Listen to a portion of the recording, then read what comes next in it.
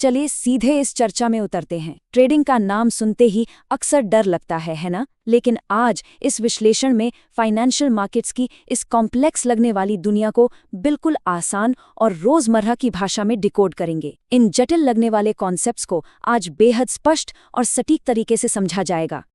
इस सफर के लिए हमारा नक्शे कदम कुछ इस तरह होगा। सबसे पहले द कोर ऑफ ट्रेडिंग, फिर प्राइमरी फाइनेंशियल मार्केट्स, उसके बाद द वर्ल्ड ऑफ डेरिवेटिव्स, फिर द मैकेनिक्स ऑफ प्राइस, उसके बाद लिक्विडिटी एंड वॉलेटिलिटी, और आखिर में मीट द मार्केट पार्टिसिपेंट्स। तो शुरू करते हैं पहले हिस्से से, द कोर ऑफ ट्रेडिंग। यहाँ सारे भारी भरकम फाइनेंशियल जार्गन को साइड में रख देते हैं और सिर्फ इस बात पर फोकस करते हैं कि आखिर ट्रेडिंग का असल मतलब क्या होता है। देखिए, ट्रेडिंग कोई जादू या जुआ बिल्कुल नहीं है। सिंपल शब्दों में कहें तो मुनाफे के लिए फाइनेंशियल एसेट्स को खरीदना और बेचना। यहाँ पूरा ध्यान सिर्फ प्राइस के ऊपर नीचे होने पर होता है, ना कि किसी एसेट को जिंदगी भर अपने पास रखने पर। ये एक प्योर कैलकुलेटेड स्किल है जो पूरी तरह से लोगों के व्यवहार, कीमतों और प्रोबेबिलिटीज को समझने पर टिकी होती है। इसे एक आम जिंदगी के उदाहरण से देखते हैं। मान लीजिए किसी ने एक फ़ोन 20,000 में खरीदा और कुछ दिन बाद उसे 25,000 में बेच दिया। सीधा 5,000 का प्रॉफिट। ट्रेडिंग एग्जैक्टली ऐसे ही काम करती है। फर्क सिर्फ इतना है कि दुकान और इलेक्ट्रॉनिक्स की जगह अब कंप्यूटर स्क्रीन पर फाइनेंशियल एसेट्स होते हैं। अब आते हैं दूसरे हिस्से पर, प्राइमरी फाइनेंशियल मार्केट्स। पूरे मार्केट को एक बहुत बड़े शॉपिंग मॉल की तरह इमेजिन किया जा सकता है, और इस मॉल के अंदर जो अलग अलग दुकानें और सामान हैं वही फाइनेंशियल इंस्ट्रूमेंट्स होते हैं।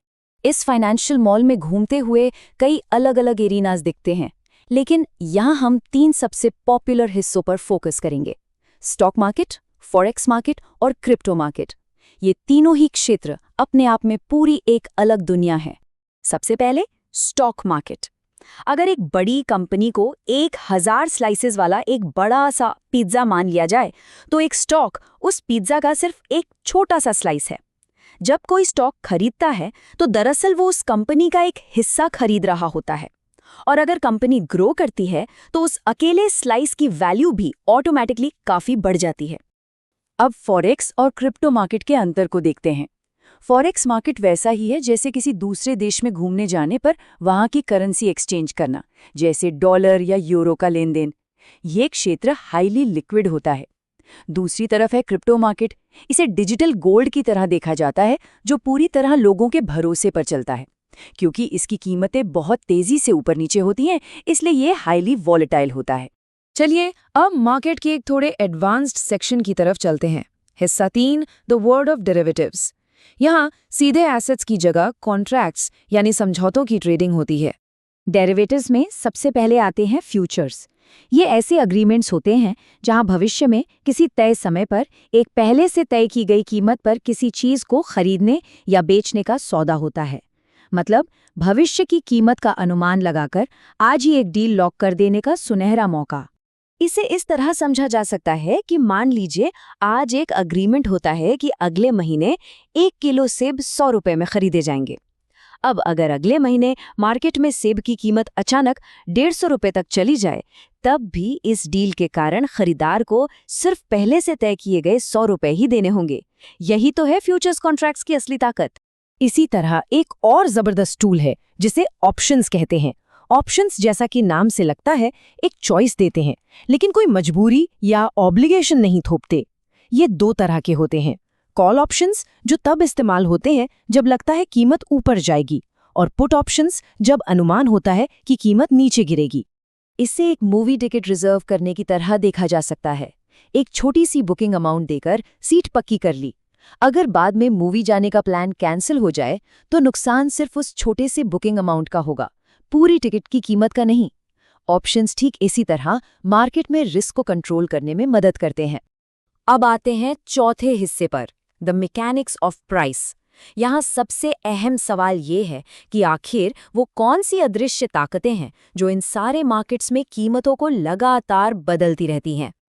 असल में प्राइस का ऊपर या नीचे जाना और कुछ नहीं, बस डिमांड और सप्लाई के बीच की एक रस्साकशी है।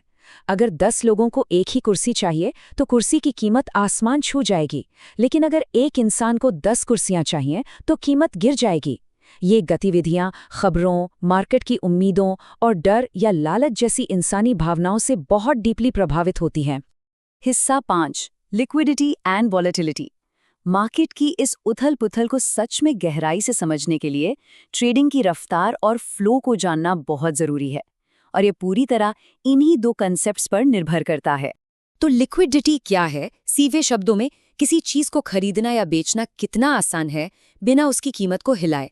कैश परफेक्टली लिक्विड है, तुरंत कहीं भी इस्तेमाल हो जाता है। लेकिन एक बड़ा घर बेचना लो लिक्विडिटी का क्लासिकल एग्जाम्पल है, जहां खरीदार मिलने में लंबा वक्त लग सकता है। ट्रेडिंग में हाई लिक्विडिटी का मतलब है अपनी मर्जी से मार्केट में इजीली आना और बाहर निकल पाना। दूसरा कॉन्सेप्ट है वोलेटिलिटी, जो दर्शाता है कि कीमतें कितनी तेजी से और कितनी बड़ी मात्रा में बदलती हैं। बड़ी स्टेबल कंपनियों के स्टॉक्स एक शांत झील की तरह होते हैं, बदलाव धीरे और आराम से होते हैं। लेकिन क्रिप्टो और ऑप्शंस, वो एक तूफानी समुद्र है। यहाँ खतरा भी बहुत बड़ा है और मुनाफे के चांसेस भी अचानक और विशाल होते हैं। चलिए अब आखिरी हिस्से की तरफ बढ़ते हैं। हिस्सा 6, meet the market participants.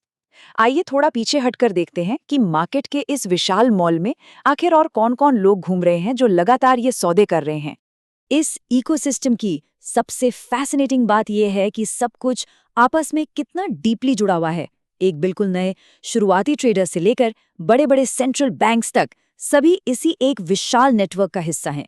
Retail traders, institutional traders, market makers, banks और गवर्नमेंट्स, हर किसी का अपना एक अहम रोल होता है।